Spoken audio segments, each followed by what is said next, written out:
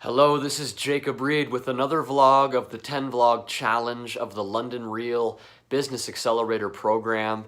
Thank you for joining me. Thank you to those of you who have been leaving me feedback on my videos. I can't tell you what it means. It helps me craft my message. It helps me learn what language to use to reach people, what they respond to, what lights them up.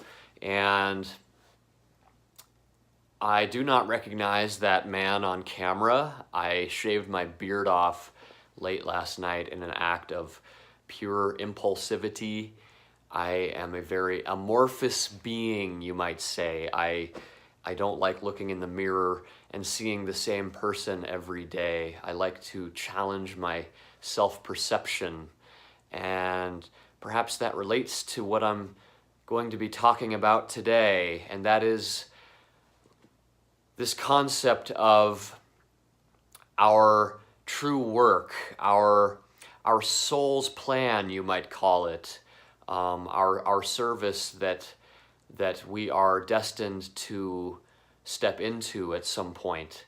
And I have been reading this book called Your Soul's Plan, and it goes into this idea in great detail. It talks about how it makes a case for the idea that we lay our lives out prior to our entering these flesh suits. We know what we're going to be experiencing.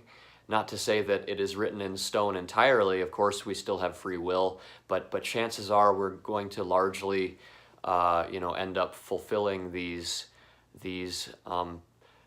preordained, planned events. And so some people might ask, well, how could that be? How could it be that we would choose, for instance, to live a life full of suffering and illness and loss of loved ones and pain in general? And to that I say that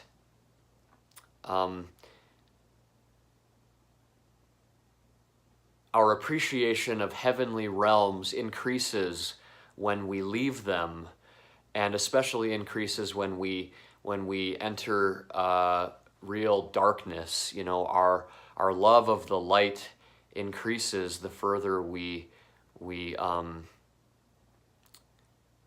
go from it. And so I've really been kind of thinking about this topic a lot lately, and kind of imagining that we each are on different spokes of a wheel, you might say. We are each traveling toward the center of this wheel, where we will meet our maker, in a sense. We will go back to source consciousness, you might call it, or God. And yet we each have a different winding road to get there.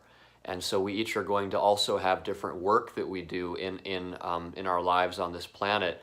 We each have very unique circumstances, and that is something to celebrate, not to denigrate.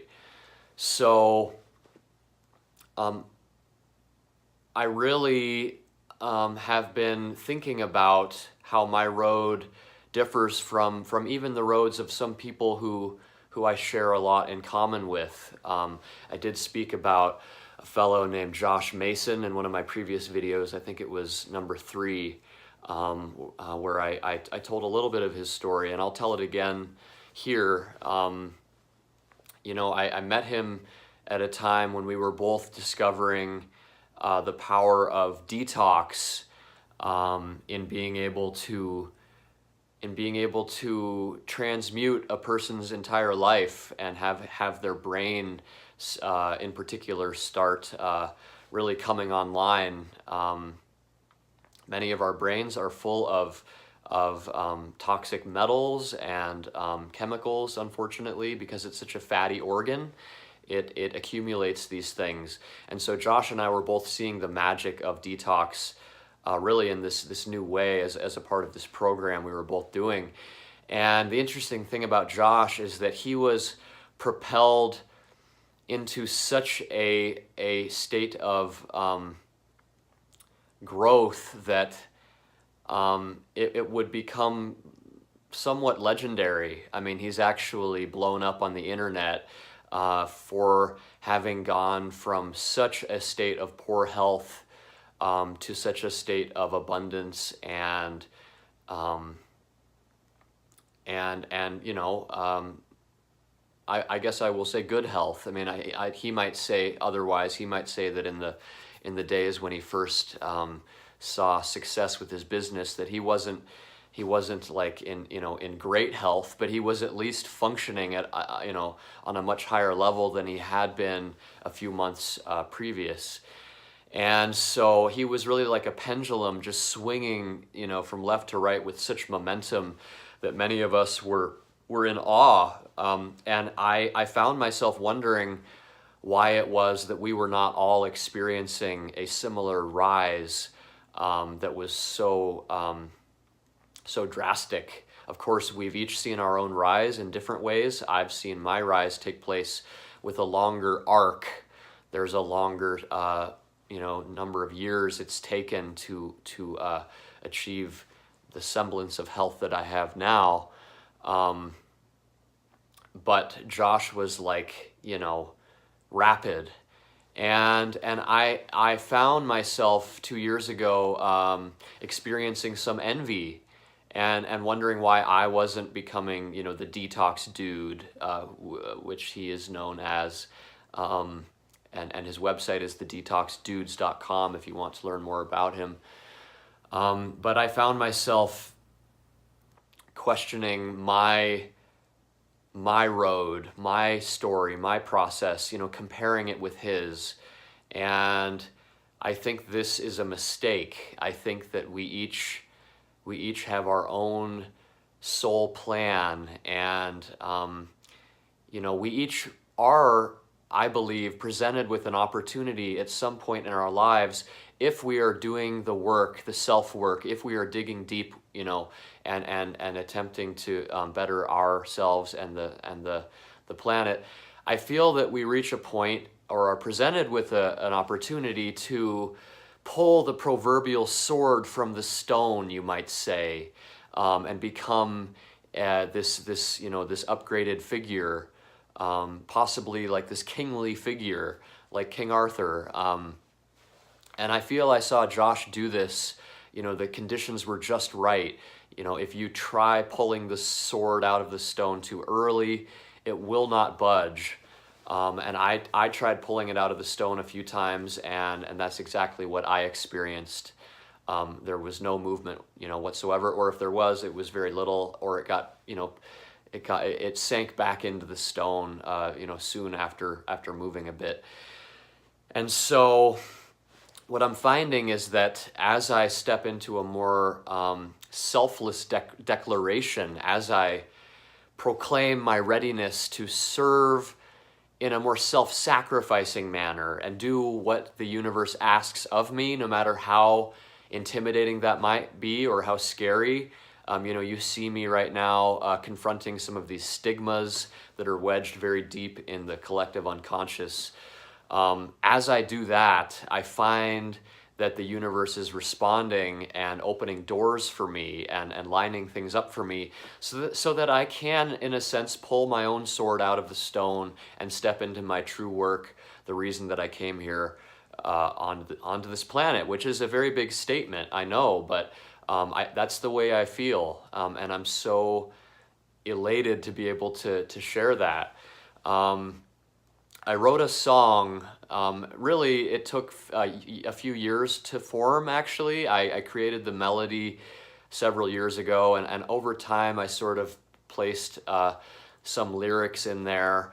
But the interesting thing is that 2 days ago, I found some of the final lyrics taking form, and I have a guitar right now, which I don't always have, so I've been kind of using that opportunity to sort of like finish this song. It's kind of this beautiful, kind of like what do you call that? Like a capstone, I think you'd call it, to Well, it's what it is confirmation that I'm in a flow state of sorts. I'm, the ideas are coming to me, and Spirit is gifting me with what I need right now to be able to step forward and start speaking, open my mouth and have words come out that actually make sense and give people some value.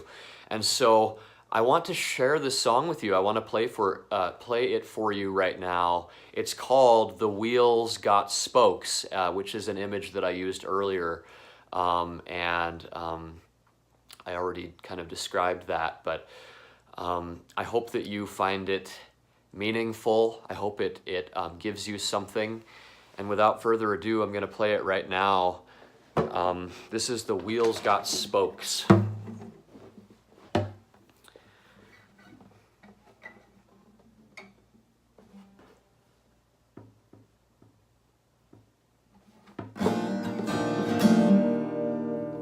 Got ego to let go. Heard what the Buddha got. That prince who left home shed the weight of his soul. God in genome. I heard that Krishna had it, a divine embryo, no different from yours. The wheels got spokes and the roads got forks. Many ways to find it, what we are here for.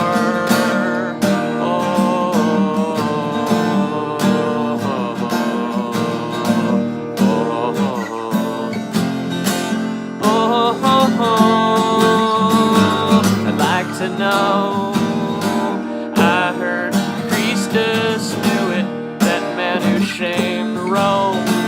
He was one of this world. Earth is our home. I heard the goddess begotted, that woman you know. She will help you get whole. The wheels got spokes and the roads got forks.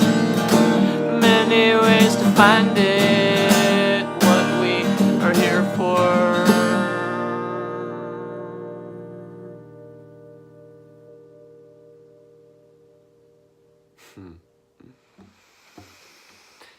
Thank you. Thank you. I will see you soon. Thanks for tuning in.